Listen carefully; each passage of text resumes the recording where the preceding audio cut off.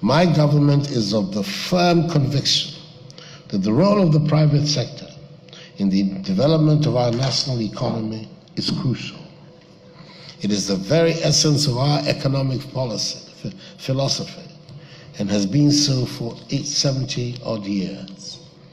In the 1950s, at the height of the Cold War, Joseph Boachier Dankwa, one of the revered founding fathers of our nation, stated, when defining the vision and policy of our party, that, and I quote, "Our duty is to liberate the energies of the people for the growth of a property-owning democracy in this land, with the right to life and freedom and justice as the principles to which the government and laws of the land should be dedicated to, in order specifically to enrich the lives, property, and liberty of each and every citizen," unquote. We've never wavered in our belief that given an enabling environment, the ingenuity, creativity, and sense of enterprise of the Ghanaian will enable us rapidly to develop a strong, powerful economy which will deliver a good, dignified standard of living to our people.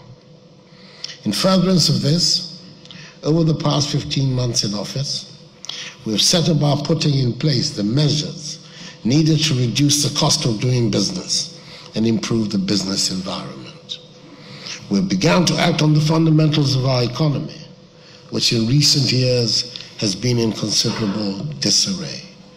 Our actions have resulted in the growing stability of the macroeconomy and the cedi, reduction in inflation, and an abolition of nuisance taxes, whose aim is to shift the focus of the economy from taxation to production.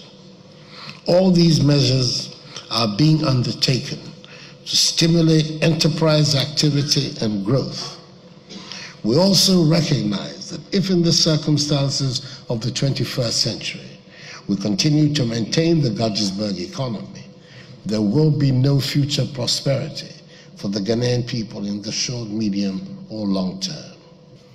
A key challenge of our economy, like many other economies in Africa, is its infrastructural deficit.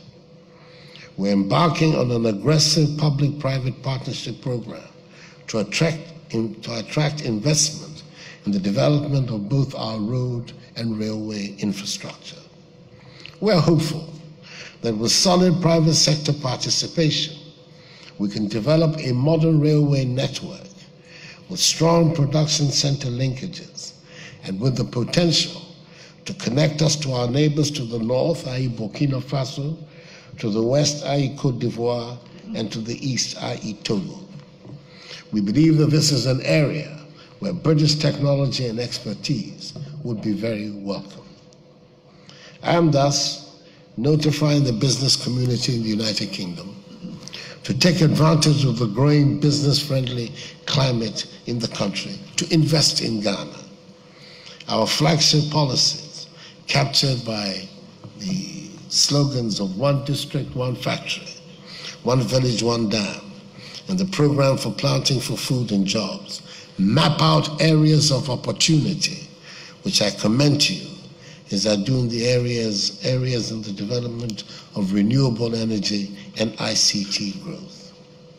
There are several projects in roads, water transport, industry, manufacturing, agriculture, petroleum and gas, renewable energy, the exploitation of our mineral wealth of bauxite, iron ore, and gold, and the ICT sector, amongst others, which are being structured to attract private sector financing. We are conscious the key to attracting private sector investment is the creation of a conducive, business-friendly, and peaceful environment, as well as the fashioning of a state machinery fit to provide strong regulatory support for private enterprise to thrive. That, for us, is the heart of the private-public partnership that can fast-track our development. A state machinery that can manage efficiently its fiscal and monetary responsibilities, that can reform its tax administration to ensure that all private sector operators discharge their full tax obligations to enhance domestic resource mobilization, and that can promote the rule of law, is our aim.